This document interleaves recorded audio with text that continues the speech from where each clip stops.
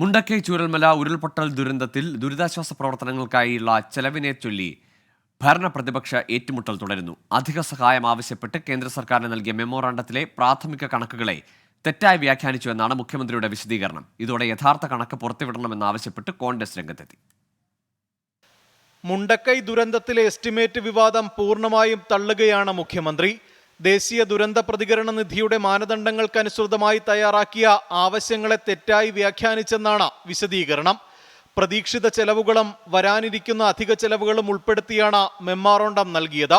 ഇത് ചെലവഴിച്ച തുകയുടെ കണക്കുകളല്ല, മറിച്ച് ദുരന്തമുണ്ടായ പ്രദേശത്തെ രക്ഷാപ്രവർത്തനവും പുനരധിവാസവും ഉൾപ്പെടെ മുന്നിൽ കണ്ട് തയ്യാറാക്കുന്ന നിവേദനമെന്നാണ് വിശദീകരണം.